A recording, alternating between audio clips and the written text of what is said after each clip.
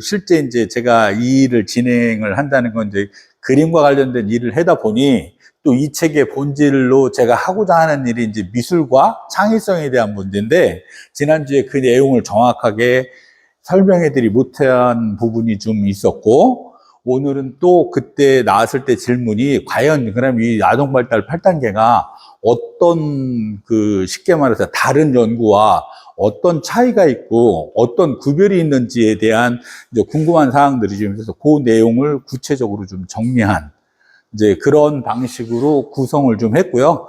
주로 이제 앞으로 저 이런 일 합니다라고 하는 내용을 끝에 가면 이제 확실히 이제 좀 정리가 될 수 있을 것 같습니다. 안녕하세요. 저는 이봉재입니다.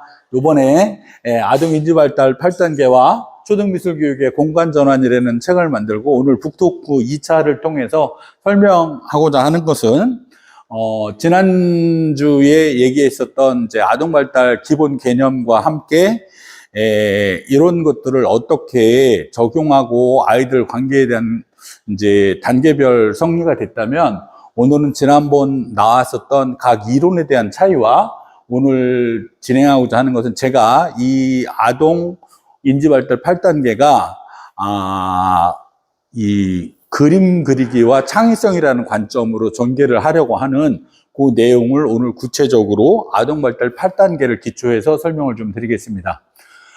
오늘 내용은 주로 이제 이 아동 인지발달 8단계가 어떤 과정으로 만들어졌는지, 그리고 그 구성은 어떻게 되는지, 그리고 이거는 기존 이론과 무엇이 같고 다른지, 그리고 마지막으로 미술과 창의성에서는 어떻게 보고 이해하는지를 구체적으로 설명을 좀 드리겠습니다.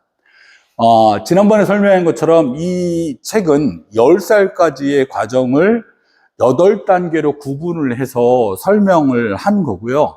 이 8단계는 10살, 즉 10살을 선택한 이유는 데비스라고 하는 이 하버드대에서 연구하시는 분이 이 10살에 아까 U자형 연구를 통해서 회화적 표현이 연령에 따라 다르지만 대략 10세 전후해서 가장 낮게 나타나는데, 이 낮게 나타나는 이유가 지금까지 이 아이가 자기가 살아가야 할 세상을 마주하고서 거기에 대한 기준과 규칙을 배우는 과정이다. 그리고 그 기준을 배운 바탕 위에서 나머지 것들을 학습해 나간다라고 하는 관점의 내용이고요. 이 내용의 핵심은 주로 아이가 8살이 되면 이렇게 소리를 통해서 배우던 학습을 문자로 배우고, 그 문자를 배워서 배우는 학습이 본격적으로 이제 그 여적 인류가 축적해 놓은 도서관이라는 지식 체계에 들어와서 학습하고 배워야 된다는 이해를 확실히 하게 되면서 그 개념의 형태와 방식이 학교에서 책을 통해서 배우는 학습 방법으로 완전히 전환이 되는 시기다. 이렇게 보시면 될 것 같고요. 그러면 이제 제가 이런 과정들을 어떻게 이제 여기 이 생각에 도달하게 되었는지에 대한 내용인데요. 처음에는 제가 이제 골판지 쪽에 종사를 하면서 새로운 일을 전개를 시작한 게 2002년부터인데, 이때 이제 아동과 골판지에 대한 본격적인 활동이나 연구가 시작이 되었고요. 이때 고민은 이거예요.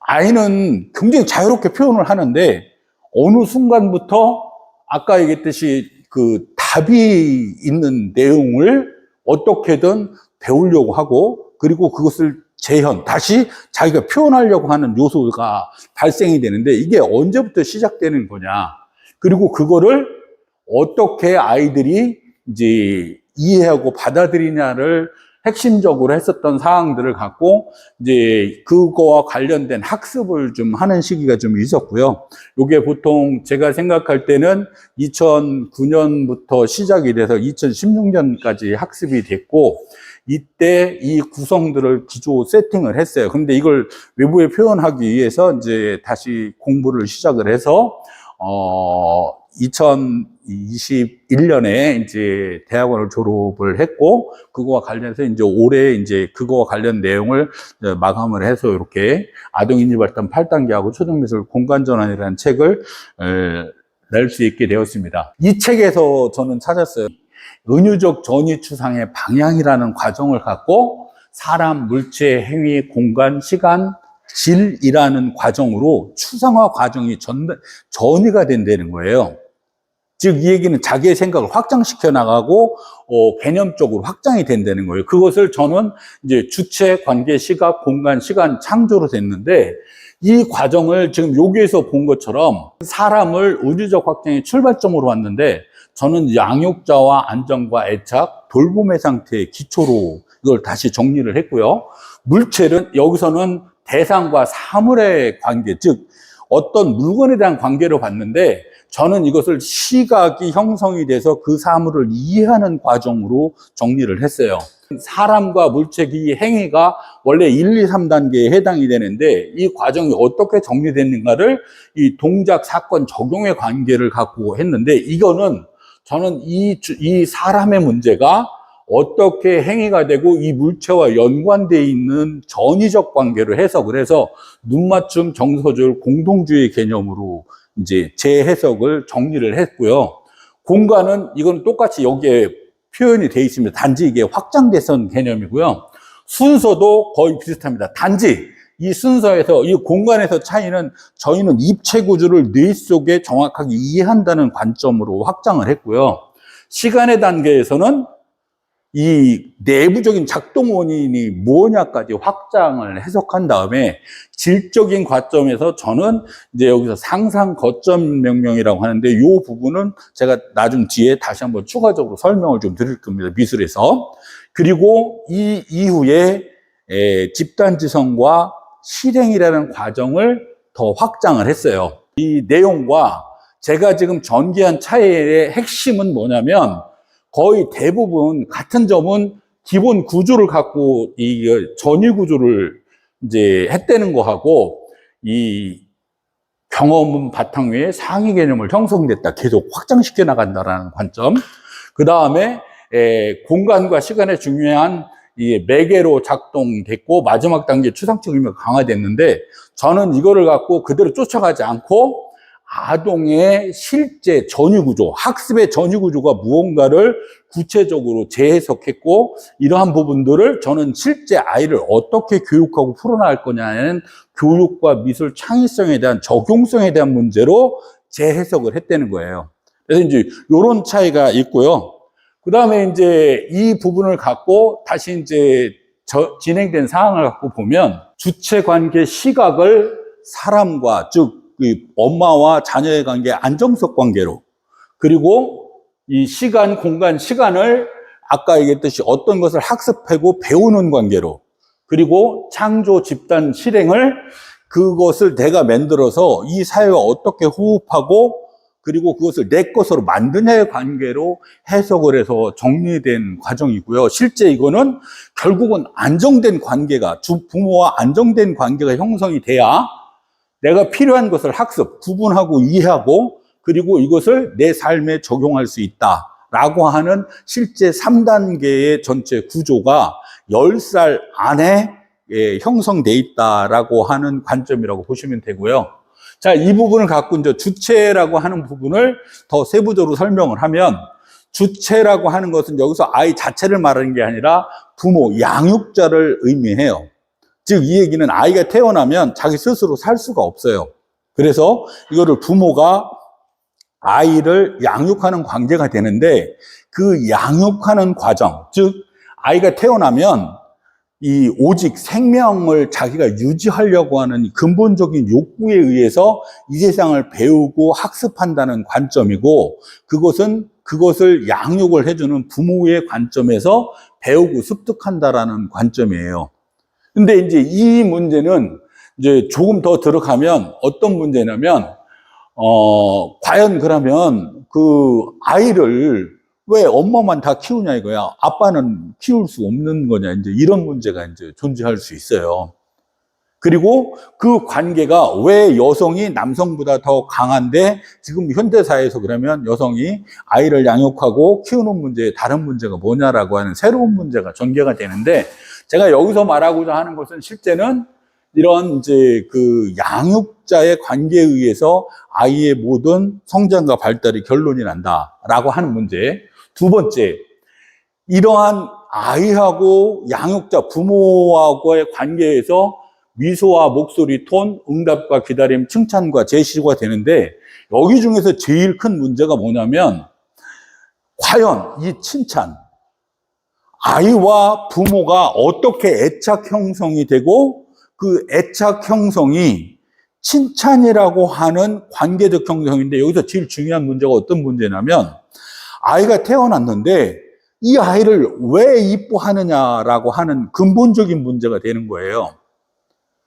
여성이 내가 10달을 쉽게 말해서 배 안에 있다가 태어난 아이를 바라보는 입장과 남자가 옆에서 지켜보면서 마주한 그 아이의 입장과 처음에 받아들이는 차이가 완전히 틀려요. 근데 이 차이를 남자가 여성성인데 지금 옛날에는 어떤 관계가, 그러니까 원시적인 발달 심리학 관점에서 보면 두 사람 남녀가 결혼을 해서 아이를 낳았어요. 아이를 낳으면 이제 이런 관계가 있어요. 여자가 양육을 하고 그 양육에 필요한, 쉽게 말해서 이제 음식이나 생활에 필요한 이런 것들은 남자가 일을 해서 제공하는 이 관점. 이것이 이제 어떻게 보면 계약처럼 형성된 관계였었던 거예요. 원시적인 관계에서는. 그래서 아이의 양육을 하면 이 여성의 업무가 다 끝난 거로 전이 됐었던 시기가 있었어요. 우리나라도 초창기에는 그렇게 했어요. 근데 지금은 외부에서 돈 버는 문제를 여자가 스스로 할 수 있는 상황이 됐어요. 즉 남자가 필요 없는 상황이 돼버린 거예요. 구태여 내가 저 사람한테 구속돼서 할 필요가 없는 이 관계가 형성이 되다 보니, 과연 그러면 내가 아이를 낳고 그것을 해야 되는 다른 문제가 형성이 됐는데, 이 문제가 실질적 철학적으로 우리나라의 여러 가지 0.7%라고 하는 출생률과도 아주 중요한 연관성을 갖고 있어요. 그러면 이 여성과 남성 간의 그 사랑의 관계가 아까 얘기했듯이 그 축복으로 아이가 태어났고 그 아이가 마주하면서 제일 중요한 건 엄마가 그 아이와 눈맞춤을 하면서 환희의 웃음을 전달을 해줘야 되는데, 이 눈맞춤의 문제가 아이한테 어떻게 애착 형성을 통해서 눈맞춤의 관계가 어떻게 확산될 거냐가 굉장히 중요한 문제인데, 이러한 눈맞춤의 문제를 남자들은 처음에 거의 상실을 해요. 근데 여자는 그 아이를 키우면서 집중을 하고 그 아이가 미세한 차이에 따라서 그 아이가 활동하거나 이런 것들을 다 아까 받아들이고 이해한다는 거예요. 근데 이 눈맞춤이 아이한테는 시각적 주의가 되고 시각 추적이 되고 선택적으로 무언가를 주목할 수 있는 상태가 되고, 이것이 엄마가 보는 것을 아이가 바라볼 수 있는 공동주의적 관점으로까지 확장이 되면서 전위 구조가 형성이 되는데, 문제는 이 눈맞춤이 애착 형성과 어떻게 철학적으로 정리가 돼서 우리 사회를 완성시킬 거냐, 즉 이 얘기는 출산율을 높일 거냐, 이 문제라는 거예요. 근데 이 문제가 결국은 이 아이를 성장시키면서 학습의 과정에 제일 중요한 풀어야 될 숙제이고 우리의 가치관인데, 이게 이제 조선시대하고 그 이전 시대하고 이 관계가 약간 차이가 있기는 해요. 그러나 제가 말하고자 하는 것은, 분명한 것은 그 주체 관계에 의해서 이러한 관계 형성, 눈맞춤과 애착의 관계 형성의 문제가 아이의 발달의 가장 핵심이고 전위 구조의 중요한 문제다.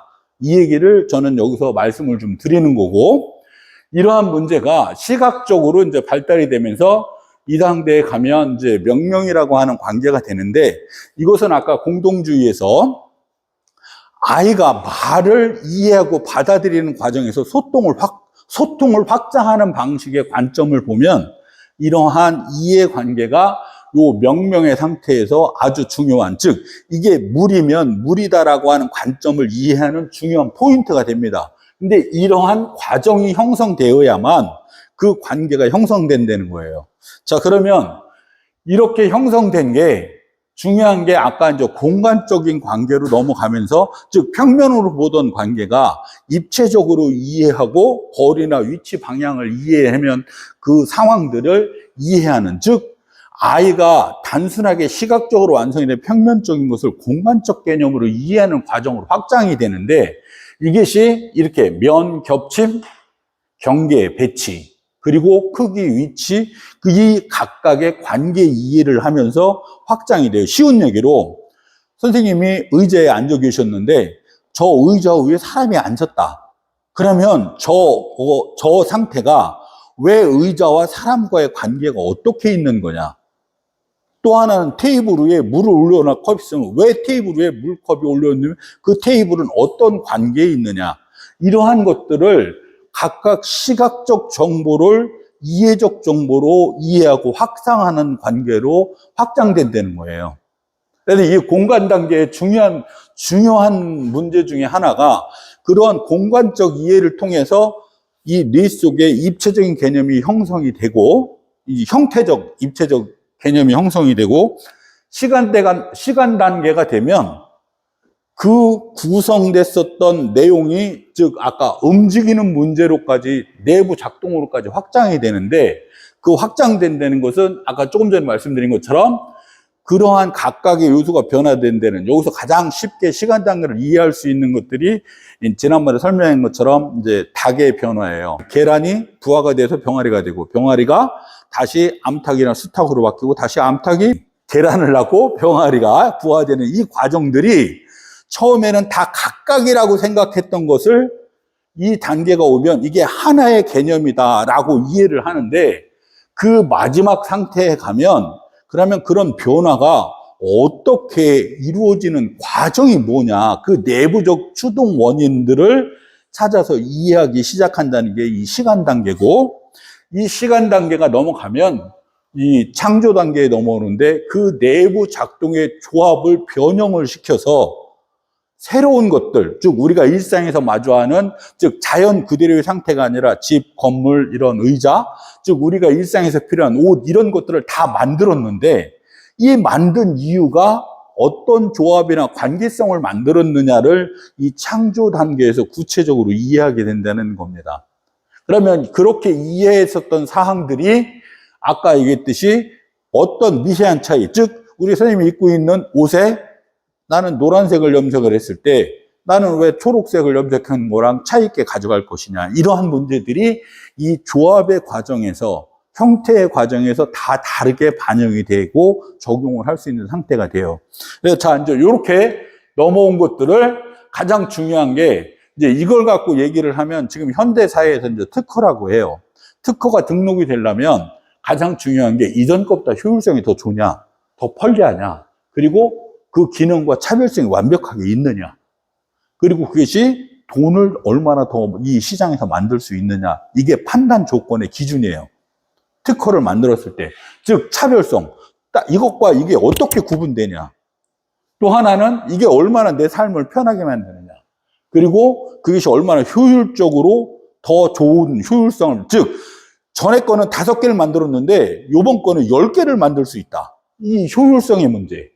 그리고 저거와 어떻게 구분이 돼? 똑같은 건데, 선풍기와 에어컨의 차이처럼 똑같이 시원함을 요구했지만 개념이 바뀐 것처럼 완전히 차별성에 대한 문제, 이렇게 우리가 일상에서 편리가 리모컨을 쓰는 거와 스위치를 누르는 거 차이 문제들이 이렇게 각각 이 안에서 이제 서로가 이게 더 좋은 거다라고 하는 관점으로 이해가 되면 저는 이제 그거를 내 일상으로 이제 들어와서 활용을 하고 적용하게 된다는 게 이 실행의 과정입니다. 자, 그러면 이러한 과정들이 10살까지 8단계로 하나하나 아이가 이해하고 배워서 학습한다는 내용이고, 이것을 요번 제가 책 속에서 아까의 8단계와 서론과 결론으로 이렇게 정리를 해서 10장, 그러니까 10개의 장으로 구성을 해서 책을 만든 게 아동인지 발달 8단계의 내용입니다. 이제 요런 내용을 갖고 진행을 했습니다. 자, 그러면 이 부분을 다시 이제 적용을 하면 이 8단계가 기존의 현재의 이론이나 전개 방식에서 어떤 차이가 있느냐. 제가 이제 이 주체 문제를 갖고 처음 시작한 문제가 양육자 문제를 갖고 시작한 게 경험주의와 조금 전에 말했던 성숙주의는 유럽 쪽에서 발달이 됐고요. 경험주의는 거의 뭐 똑같이 여러 사람으로 했는데 지금 현재는 미국 쪽에서 주 위주로 다 발달이 되고, 지금도 성숙주의는 이제 유럽 쪽에 가장 큰 발달이 되고 있어요. 자, 그럼 이렇게, 즉 아까 제가 말씀드린 것처럼 사람이 태어난 생명이라고 하는 존재가 있는데 내가 살기 위해서 새로운 것들을 경험을 하면 그 경험한 것들에 의해서 규정된다라고 하는 얘기를 했는데 이거를 갖고 정신분석을 했어요.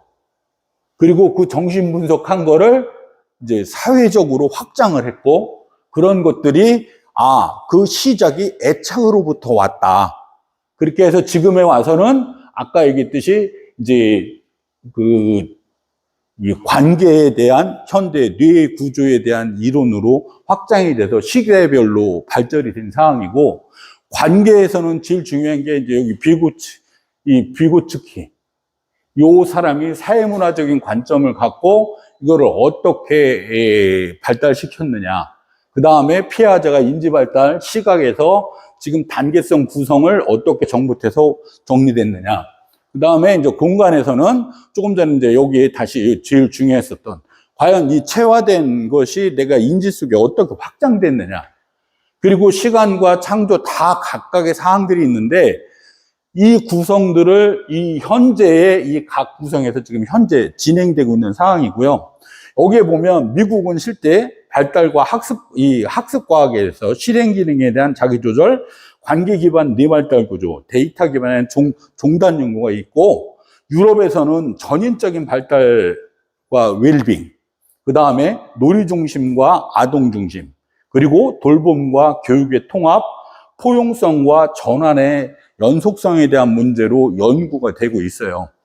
근데 이제 이런 실제 내용으로 보면 양육 관계를 인주구조 형성 과제로, 그 다음에 시각과 공간, 시간을 창조로 확장하는 문제, 그 다음에 집단지성인가 실행의 안정화로 확장되는 문제들인데 이러한 과정들이 지금 현재 제가 이런 각각의 사항들이 이제 이렇게 발달되어 있다고 얘기를 드리고 이 부분을 되면 그러면 제가 한 일이 뭐냐. 지금 이 8단계가 지금까지 전체로 보면 기존에 아까 그 8단계 각각 이미 발달되어 있는 이런 사항들이 존재해요.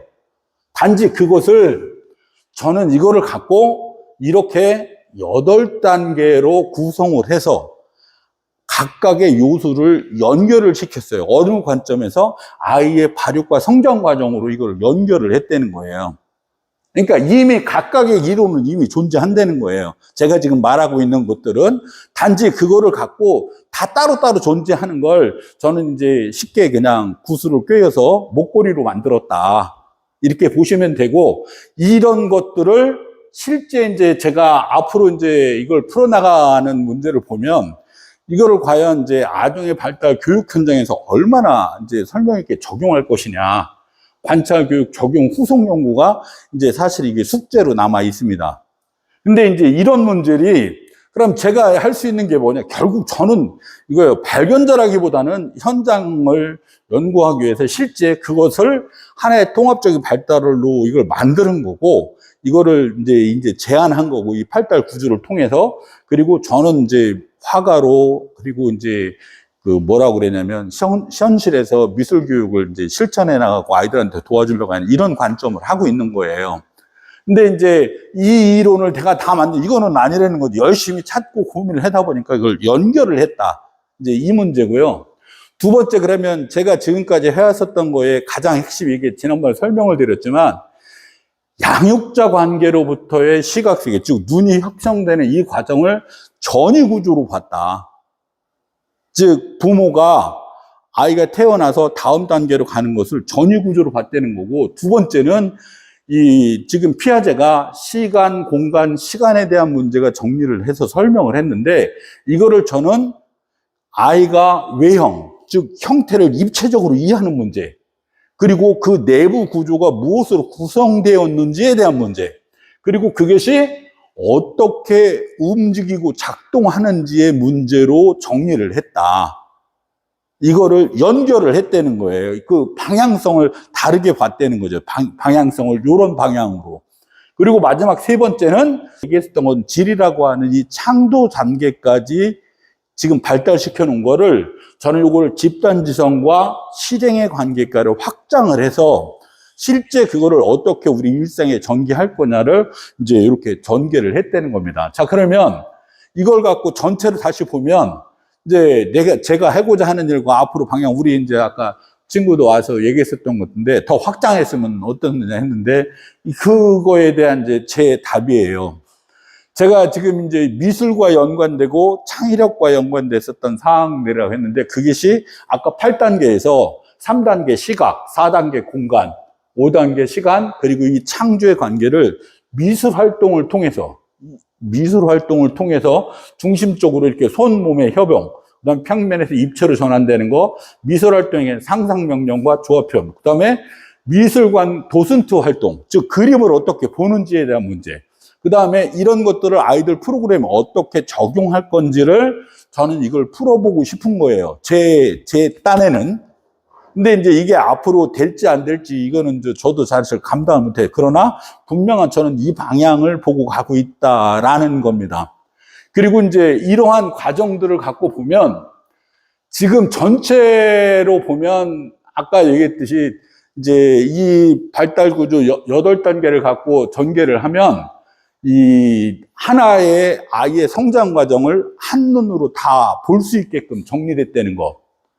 그리고 이거는 이제 교육과 조금 전에 말씀드린 양육, 미술 활동을 실제 적용할 수 있게끔 그 내용 개념이 구체화되어 있다는 거. 세 번째는 이거를 시각과 공간과 시간의 개념을 창조랑 어떻게 연결되는지 이런 것들을 이제 연결했던 게 굉장히 중요한 관점인데, 세 번째 이제 제가 이 8단계를 구분하면서 단점이 있어요. 이건 뭐냐면 각 단계가 아직 실증적으로 검증되지 않았다. 그냥 당신만의 주장이지 않느냐. 이런 문제. 그 다음에 그 단계마다 지난번에도 최수 교수님이 얘기하셨던 것처럼 각 단계마다 연령 기준이 지금 명확하지 않지 않느냐.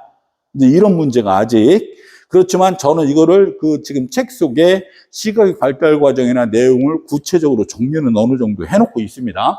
그 다음에 각 단계를 정리하고 애착이나 이런 아까 이제 상상 거점 명령 이렇게 각각의 용어들을 하고 있는데 그 용어가 명확하게 규정되어 있지 않다. 이런 문제. 그 다음에 아직 기존 이론, 아까 각각의 이론들을 했는데 그 기존 이론과 제가 지금 하고 있는 이론에 약간씩 차이가 있고 인용을 갖다 쓴 게 있는데 그런 것들을 비교하고 정확하게 구분하는 문제가 아직 정리 안 됐다. 그 다음에 이 8단계가 한국에서만 되는 건지 미국에서 되는 건지 중국에서 되는 건지 이거 아직 정리 안 됐다.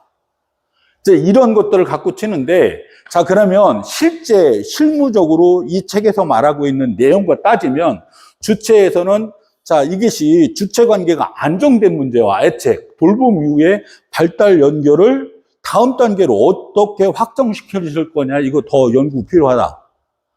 두 번째, 관계에서는 제가 제일 중요한 아까 눈맞춤이라고 하는 애착 형성의 문제를 얘기를 했어요. 정서조율의 문제와 공동주의에 대한 전유 문제를 얘기했는데 이거가 체계적으로 세팅되어 있지 아직 않다. 이거 전체적으로 다시 정리를 해야 돼. 전체 틀은 이해된 건 되는데 이게 이제 아직 명확하게 세팅 안 됐다는 거예요. 그 다음에 집단지성에서 협력과 타자 관점과 공동 판단 발달의 문제가, 그러면 사회적으로 체계와 개인의 체계를 더 선명하게 분명해야 되는 문제도 아직 정리가 안 돼 있고요. 실행의 문제에서는 자, 이 실행이 자각이고 자기의 문제를 발달시키는 문제인데 이거를 더 구체화할 수 있는 점검이 필요하다. 이제 이게 각각, 그리고 이거를 어떤 기구로 어떻게 평가할 거냐, 이런 게 이제 아직 해야 될 문제인 거예요. 근데 이제 이런 것들을 그러면 이거 갖고 이것도 해결해야 되고, 두 번째는 저는 이제 미술에서 창의성에 대한 문제를 갖고 접근을 하고 오늘 이 창의성과 미술에 대한 얘기를 하려고 해요. 근데 이 문제가 조금 전에 말씀드린 것처럼 전체 구조의 개념의 정교와 실증 검증에 대한 문제, 그 다음에 시각, 공간, 시간, 창조의 축이 창의성의 연구 심화에 대한 문제인데, 이 문제가 지금 오늘 이제 논하고자 하는 거에 가장 중요한 포인트예요. 제가 지금 하고자 하는 방향에. 그리고 이것이 이 교육 현장에 적용하기 위해서 어떤 프로그램을 구체화 만들 거냐가 또한 제가 지금 고민하고 있는 이런 건데, 이게 이제 저 개인 중심으로밖에는 형성될 수 없는 조건이고, 왜냐면 제가 이제 학교에 소속하거나 어디 강의에 대해서 학회에 소속해서 일하고 있는 사람이 아니다 보니 이런 것들을 확장하고 풀어나가는데 분명히 한계가 존재한다는 거예요. 그러나 분명한 건 제가 주어진 여건과 상황에서 이러한 방향을 갖고 이거 가기에도 제 개인적으로는 굉장히 벅찬 상황이다라고 하는 얘기를 지금 드리는 겁니다. 자, 그러면 이제 지금까지 이제 사실은 제가 아동인지발달 8단계에 대한 내용이 어떤 문제고 그 안에서 어떤 문제들이 발생되고 있는지를 좀 구체적으로 설명을 좀 드렸습니다.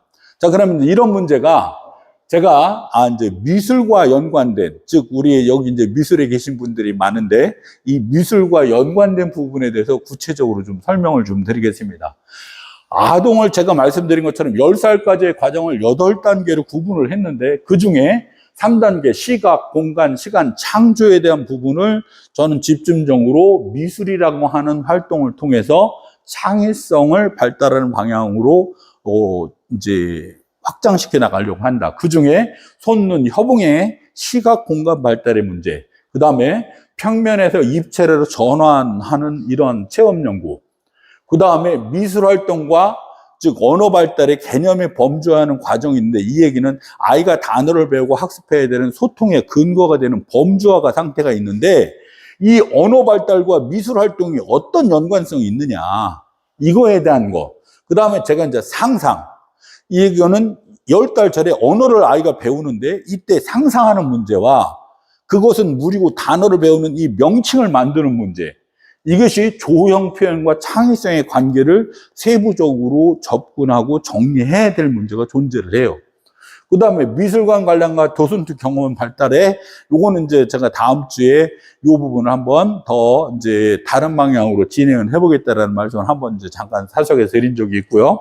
그 다음에 이거를 어떻게 프로그램 개발로 해서 확장시켜 나갈 거냐가 지금 이제 제가 제일 지금 고민하고 있는 현재의 문제입니다. 이 작업과 함께. 자, 그러면 아이의 성장에서 미술이 어디에 영향이 있느냐? 제가 아까 말하는 3단계 시각, 공간, 시간, 창조의 문제를 과정을 갖고 쳤을 때 주체 관계와 이 주체와 시간 관계에서 분화가 되는데, 이 분화 시점에 중요한 문제가 이 시각과 소리와 정서의 문제로 즉 말하는 것과 그림으로 그리는 눈의 문제가 구분이 분리가 되기 시작을 해요. 즉 분화가 된다는 거예요.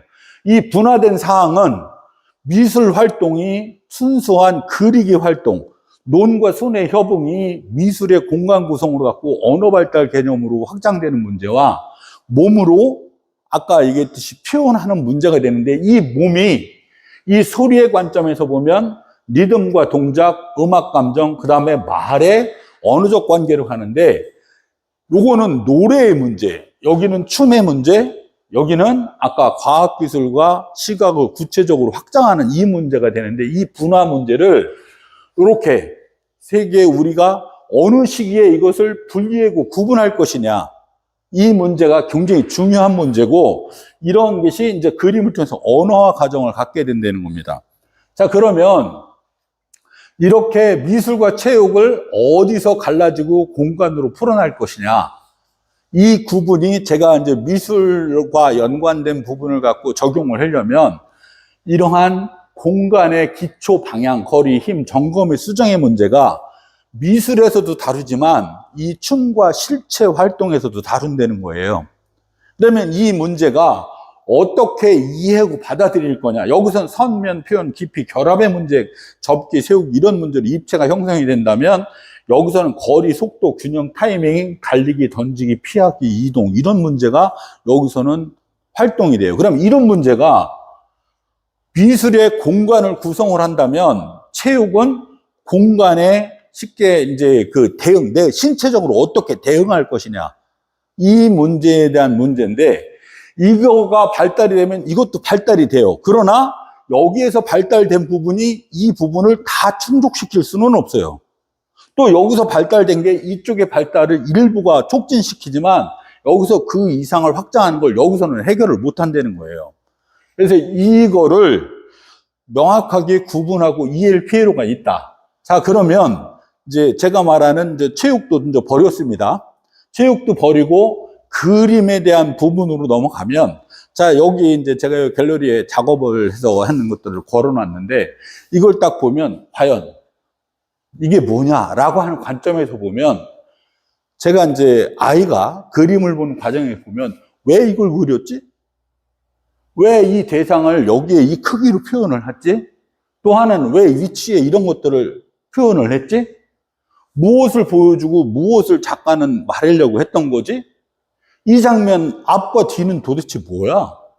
이러한 수없는 생각을 한다는 거예요. 그림 앞에서. 근데 이 문제는 뭐냐면 인류 원시사회가 동굴벽화에서 나타난 그림을 통해서 문자가 생기기 이전부터 그 그림을 보고 그 인류가 생각을 깊게 하는 근본적 원인이 됐다는 거예요.